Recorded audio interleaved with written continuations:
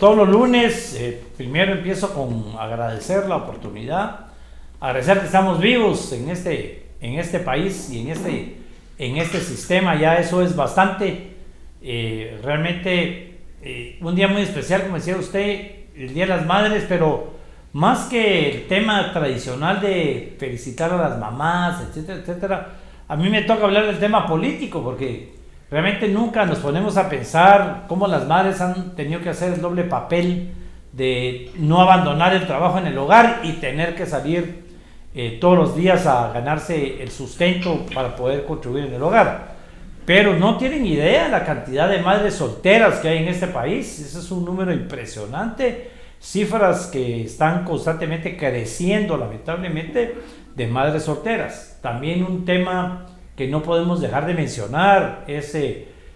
las madres de muy temprana edad, diría yo que niñas que son madres aquí desde los 13 años ya empiezan.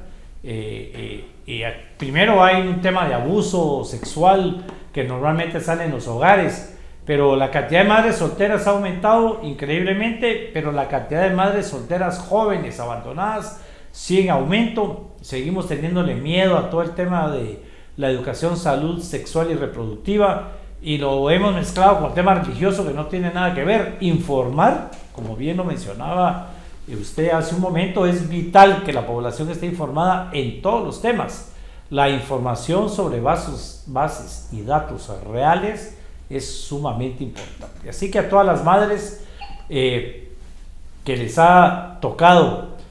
pues quedarse en la casa, un trabajo no remunerado, probablemente uno de los trabajos más difíciles, el tener que quedarse en la casa, las madres que han tenido que hacer los dos trabajos, es decir, quedarse en el hogar y al mismo tiempo tener que salir a trabajar, no tienen tampoco idea ustedes la cantidad de niñas y niños que quedan solitos en sus hogares porque no tienen dinero para poder pagar quien los cuide mientras ellos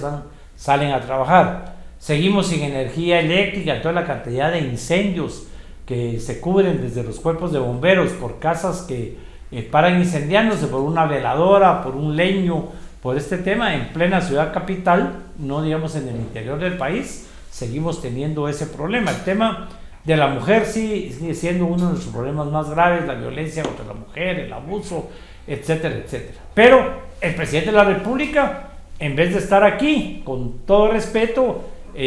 ya criticamos la vez pasada el viaje, que nunca pudo dar explicaciones de con quién se fue, cómo se fue, cuánto se gastó. Solo pudimos ver esa vergonzosa foto que nunca nadie nos aclaró, donde estaba dormido en una fiesta con la oligarquía española. Pero ahora se va a México. No tiene sentido, el presidente de México no estaba ni preparado para recibirlo. Ahí vimos cómo se le fue, es un lapsus, pero no se acordaba ni el nombre del presidente, no era el momento ideal, él estaba en otro tipo de actividades como lo suele ser López Obrador, con sus comunidades, con el tema indígena, y no está Yamatei aquí en Guatemala para atender casos. Y aprovecha sus viajes para lo que yo llamo un cinismo, porque todos sabemos por qué no tenemos vacunas, todos sabemos por qué es que los programas sociales no se dieron abasto, por qué el dinero realmente nunca llegó a la población,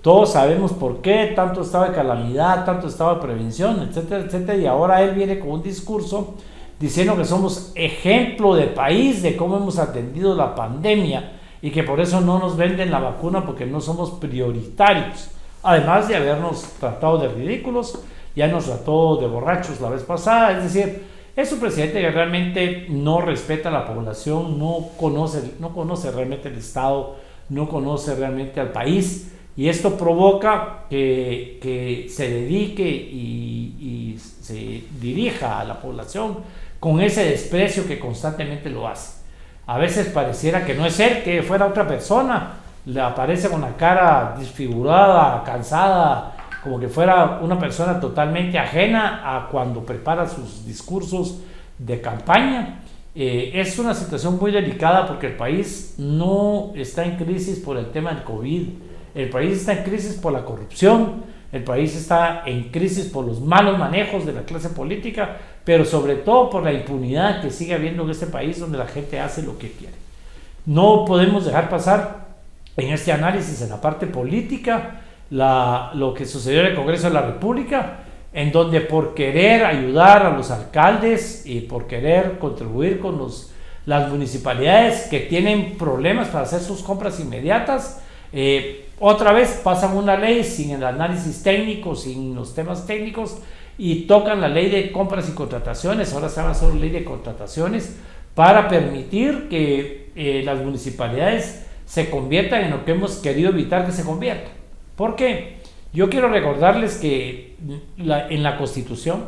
en la Asamblea Nacional Constituyente, en primer lugar no se contemplaba la reelección de los alcaldes. En aquel entonces había municipalidades de primera y de segunda categoría de acuerdo al número de habitantes, y entonces había un número muy significativo de municipalidades que se elegían a mitad del periodo presidencial, dando una renovación constante, porque no había reelección y porque había este tipo de elección. Los consejos municipales, el alcalde no ganaba con todos sus síndicos, lo que sucede ahora, y es producto de las reformas constitucionales del 93, donde además de permitirle la reelección, además de haber cambiado la integración del consejo, se subió en aquel entonces al 10% el situado constitucional, y esto le ha ido dando a las municipalidades dinero. Yo les daría todo el dinero del mundo a las municipalidades. Realmente soy pro municipalismo, pro descentralización, pero no podemos darlo sin decir para qué es: para salud, educación, seguridad, para los temas alimentarios, y no para la compra de temas relacionados con su campaña, para regalos y todo eso en lo que hemos caído, para el desorden administrativo, porque no le damos a las municipalidades formación, capacitación. El YUSI fue exitoso haberlo pasado a las municipalidades, pero no todas las municipalidades pueden cobrar el YUSI. El impuesto de circulación de vehículos debería estar en manos de las municipalidades, y así una serie de impuestos deberían trasladarse al municipio para no estar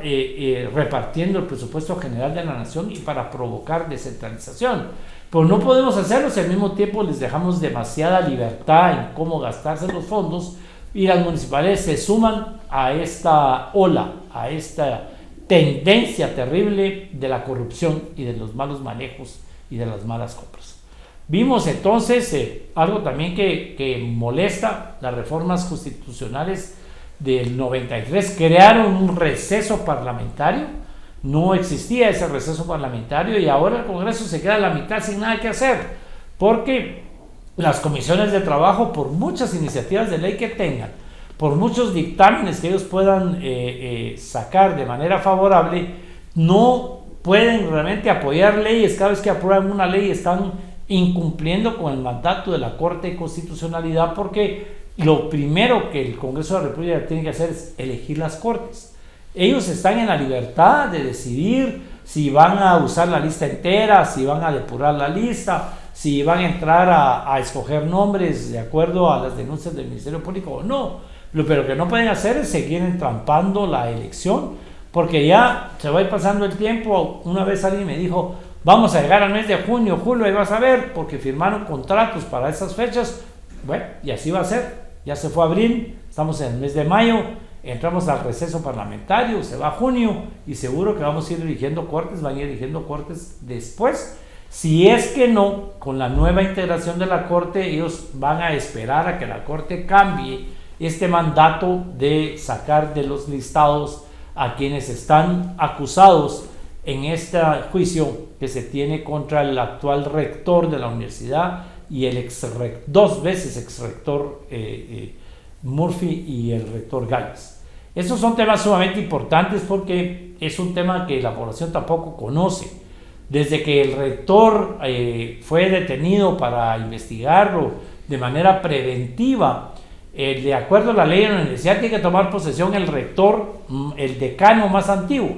Tomó posesión el decano de veterinaria, pero 2 meses después termina su periodo, entonces tiene que tomar posesión otro decano, que 2 meses después también se le terminó el periodo, entonces viene otro decano. Eso no puede ser de esa manera, no puede seguir, porque la universidad, la única universidad estatal, la universidad rectora de la Universidad de la Educación Superior, no está caminando de manera ordenada, no tiene cabeza, no tiene dirección, producto de que el actual rector, como está siendo investigado, no ha sido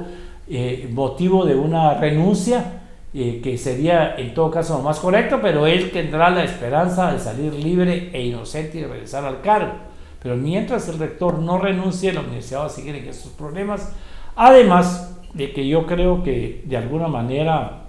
intencional mantenemos cerradas los colegios, escuelas y los centros educativos de la educación superior, incluyendo la Universidad de San Carlos, porque eso nos mete también en un problema grave, que es la mala educación que ya teníamos y que ahora empeora, porque ya todo el mundo lo menciona, no queremos sonar repetitivos, pero los maestros de las escuelas públicas no tienen internet en su casa. Si tienen internet, no tienen computadora, y si tienen internet y tienen computadora, seguro los alumnos no tienen ni energía eléctrica, mucho menos tener internet, mucho menos tener computadora, si la población no tiene ni para comer en estos momentos de crisis. Vemos cómo el presidente de la República toma medidas drásticas en materia del estado de prevención y al día siguiente dice: no sirve de nada, ya no lo voy a volver a mandar, quedan a la libre allá cada quien que se contagie o no se contagie, porque lo que el presidente hace con este tipo de medidas, y no podemos dejar de mencionar otro tema que fue las protestas del día sábado, es mantenernos con miedo, porque cada estado de prevención, cada estado de calamidad, cada uno de esos estados lo que hace es meterle miedo a la población de que el virus está ahí, que está matando a todo el mundo, que hay que tomar medidas, pero en el poco tiempo se da cuenta que esas medidas solo nos producen más muertes por hambre, por desempleo, por violencia, por una serie de problemas que ya veníamos arrastrando y que se han incrementado producto de las medidas que ha tomado. Pero como Estado no tiene forma de un paliativo para la población que no trabaja, y entonces tiene que dejar la economía libre, y seguramente ahí es donde el sector privado ejerce esa presión, pero él insiste en hacerlo cada cierto tiempo para mantenernos con miedo. Lo vimos el sábado las protestas no fueron de la ciudadanía. Cuando la gente sale encapuchada, cuando la gente ya sale única y exclusivamente a manchar los monumentos, a cometer actos realmente de cualquier tipo, es porque no es una manifestación legítima, es una manifestación manipulada. Aquí hemos hablado siempre de que es una estrategia militar, como la de la época de los años 70, 80, donde las manifestaciones se manipulaban para que la gente le entre miedo salir a manifestar, sobre todo ahora que va a haber presencia de la vicepresidenta de los Estados Unidos, y entonces él quiere evitar que las protestas se den a como dé lugar. Hay organizados eventos por el Día de la Constitución, que ya es 31 de mayo, pero no se puede salir a la calle porque ya la gente está realmente con miedo de qué sucede cada vez que salimos a la calle. Si la gente quiere salir a manifestar con la vicepresidenta, tampoco lo va a hacer. No fue el 1 de mayo como era. Están logrando realmente el equipo que asesora al presidente meterle a la población un miedo para que no se vuelva a dar un problema como la plaza del 2015. Si a eso le agregamos que la plaza del 2015 al final no resultó ser lo que se esperaba, al final hay una gran cantidad de personas que tienen años de estar detenidas y sus procesos no han llegado todavía a la primera etapa, ni siquiera a la etapa intermedia, no avanzan de ninguna manera, y entonces aquí hay gente que es culpable pero que no ha sido condenada. Hace poco vimos a alguien confeso pero condenado a muy pocos años. Vemos cómo los grandes empresarios han logrado cambiar delitos y han cambiado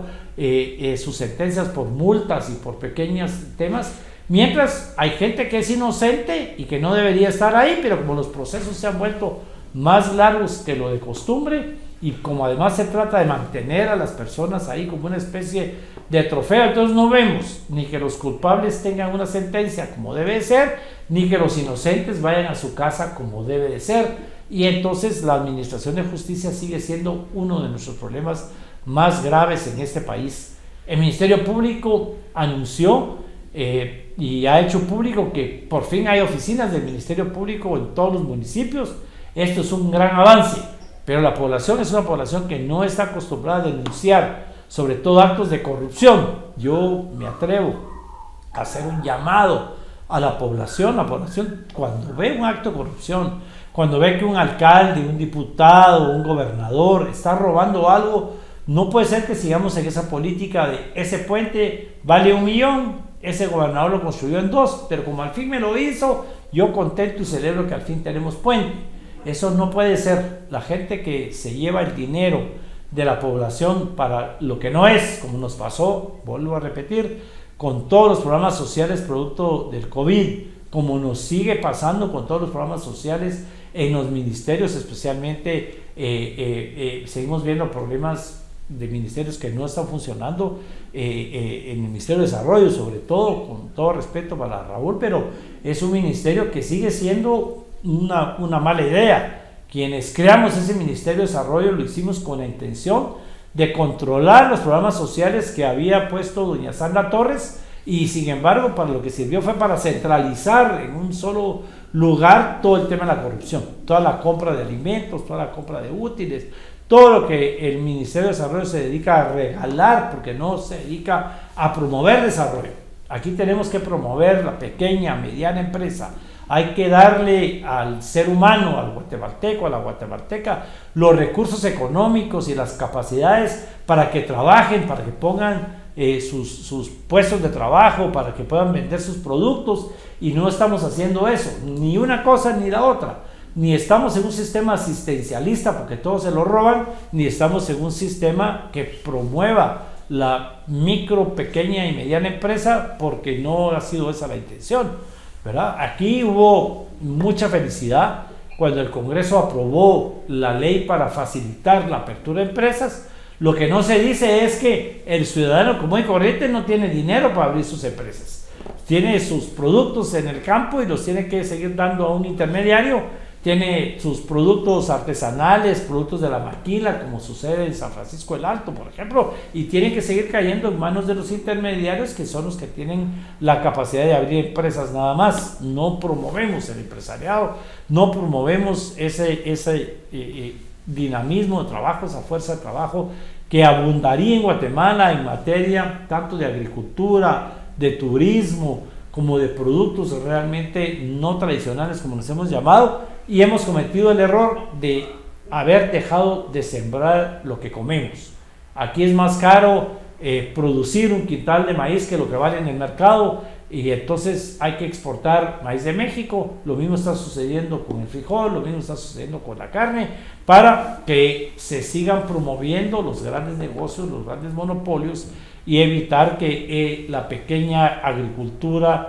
siga teniendo sus avances y siga manteniendo los hogares como lo hacía en el pasado, cuando realmente en cada hogar se sembraba, se guardaba en silos el mínimo para alimentarse, y el resto se cambiaba por comida, se cambiaba por otros productos, y esa es una forma de vivir que tenía la población y que se fue matando con la privatización, se fue matando con la falta de incentivos, se fue matando con el alza de los productos en el sistema agrícola, porque empezamos a dar subsidios y a dar beneficios a la industria, empezamos a dar subsidios y beneficios a otras áreas en donde pues la población se tiene que conformar con ser mano de obra barata para las grandes empresas. Esto es realmente triste.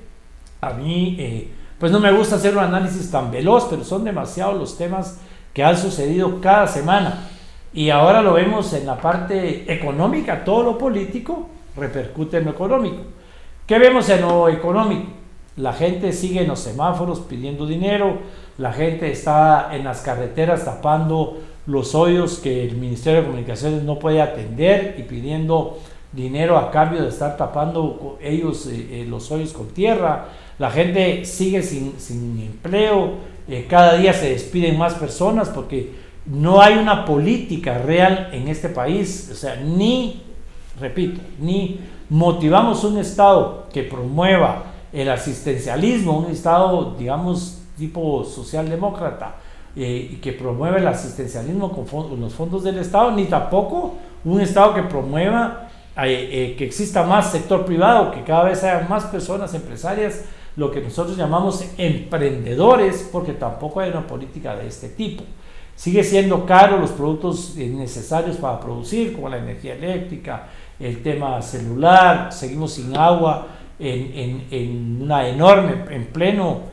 siglo XXI y estamos sin agua en todas las comunidades, en aldeas donde se ven pasar los alambres, pero ellos no tienen energía eléctrica. Por supuesto, seguimos sin transporte y aprovecho para decir que esto está afectando muchísimo en la ciudad capital. Aquí hay un déficit de transporte. El señor alcalde, sabemos que 3.500 era el lote de buses, andamos alrededor de 1.500 buses, pero además otra vez se está promoviendo el transporte en pick-ups, en camioncitos, todo el tipo de transporte por la deficiencia de transporte público. Y sabemos que no se va a dar lo que para muchos sospechamos, que crear la crisis del transporte era porque la municipalidad iba a salir con un proyecto de corrupción, pero ni el proyecto de corrupción va a salir. No hay un plan en el corto ni mediano plazo para poder atender el tema del transporte, y también nos mantenemos en esa lucha contra la economía informal, la gente que pone sus ventas en la calle, no tiene empleo porque hemos desestimado y no hemos motivado de ninguna manera la producción, y matamos a las personas que quieren salir a ganarse el pan todos los días. Eso provoca problemas de tipo social, que es donde los Estados Unidos de Norteamérica, el país, nuestro vecino poderoso, probablemente el país más poderoso del mundo, ya muy discutido con países enormes como Rusia, China, India, pero nuestro vecino más cercano sigue siendo nuestro mejor cliente, sigue siendo nuestro proveedor más grande. Viven sumamente preocupados por el tema migratorio. El día de hoy circula en varios medios de comunicación artículos sobre el tema de las divisas. Están en plena crisis económica, tanto en Estados Unidos, y las divisas siguen subiendo. ¿Por qué? Porque la cantidad de gente que viaja a los Estados Unidos sigue subiendo, la cantidad de personas que, porque no encuentran en el país oportunidad de desarrollo, arriesgan su vida para ver si encuentran en otro país como Estados Unidos un modus vivendi, y cada día hay más menores de edad, cada día hay más familias enteras que dejan abandonadas sus tierras, abandonados sus bienes, porque de nada les sirve en un sistema como el nuestro que no está funcionando. El problema de educación, mencionamos algo al principio, es grave, y es grave por muchísimas razones. En primer lugar, digamos, indiscutiblemente transmitir por la vía de las plataformas electrónicas no va a ser jamás igual a lo que es el contacto físico de la maestra y el maestro con su alumno, el tutor con su alumno, en primer lugar. Segundo lugar, es mentira de que se está dando educación por internet, porque ya lo mencionamos antes, no hay energía eléctrica en los hogares, eso lo sabemos perfectamente. Es imposible que la gente pueda tener una computadora, pueda tener cable, pueda tener internet, si ni siquiera tiene el servicio de energía eléctrica. Si tienen un servicio de energía eléctrica, apenas lo pueden pagar, no pueden pagar internet. Las compañías no llegan a esas aldeas, pero también se da aquí en los asentamientos, en estos barrancos que la gente ha tenido que venir a invadir porque en el interior del país no llegan las oportunidades. Y entonces, en primer lugar, no hay cómo transmitir. Ni el profesor de una escuela tiene una computadora, tiene capacidad de pagar un internet, etcétera, etcétera, etcétera. Pero además nos ha servido de pretexto el que no se regrese a las escuelas, el hecho de que en las escuelas no se invirtió como se tenía que haber invertido. Aquí hubo un ahorro en varios rubros que nadie ha tomado en cuenta. ¿Cuánto dinero se ahorró del subsidio al transporte público? Por ejemplo, solo en la ciudad capital. Ese dinero se debió haber invertido en las escuelas, en remozamiento de escuelas que no tienen agua, que no tienen sanitarios, y entonces le vamos a pedir al niño que se vaya a lavar las manos si ni siquiera tiene en dónde ir a hacer sus primeras necesidades. Escuelas que no van a aguantar ahorita el invierno porque no se les atendió, que no tienen pupitres, no hay instalaciones físicas, y tuvimos suficiente dinero para remozar hospitales, para remozar escuelas. 2, es mentira de que los profesores tengan cómo dar sus clases, y es mentira, repito, que el alumno tenga cómo recibir esas clases. Y también es mentira que los que sí lo tienen, que es un porcentaje muy pero muy pequeño de la población que pertenece a los colegios privados, aunque ojo, por ineficiencia del Estado, la educación en manos de los colegios privados anda ya en un 80%. en manos de los privados. Pero ¿qué ha pasado? Se ha vuelto un negocio, porque se cobra sumamente barato, pero no se da la educación. Entonces hace que los papás vayan una vez a la semana a recibir tareas. De verdad, el país va a tener una crisis enorme, porque además estamos creando una costumbre en el niño, en la niña, en el joven, de no estudiar, de quedarse ahí a la espera de qué es lo que pueden hacer. Y hoy, Día de las Madres, volvemos a tocar el tema.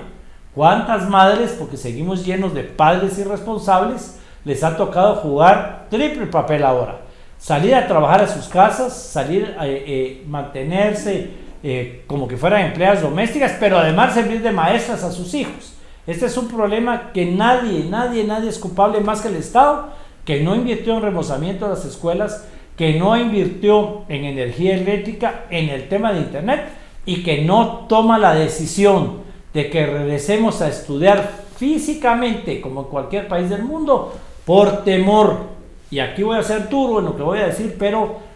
siempre se ha tenido temor a que en las universidades y en las escuelas se junte la gente, porque la gente se junta en las escuelas y por eso hubo tantos muertos en la Universidad de San Carlos. Ahí es donde nacen las protestas contra el Estado, cuando se reúnen los jóvenes y se ponen de acuerdo y ven que esto no funciona, y el presidente Yamatei le tiene pavor a la población. Sabe que la población no lo quiere, sabe que sus índices de pobreza son exageradamente bajos y va a hacer de todo. Va a cometer ridiculeces como haber permitido en este último estado de prevención todas las reuniones privadas a puerta cerrada y prohibir las reuniones al aire libre. Él lo que realmente quiere es prohibir las manifestaciones, prohibir la expresión pública. Seguimos con los ataques a los medios de comunicación y a los periodistas, porque él sabe que la población, si se expresa, lo va a obligar a salir de ese puesto que no está ejerciendo, porque ni siquiera lo está ejerciendo mal, él no está ejerciendo su puesto como presidente de la República.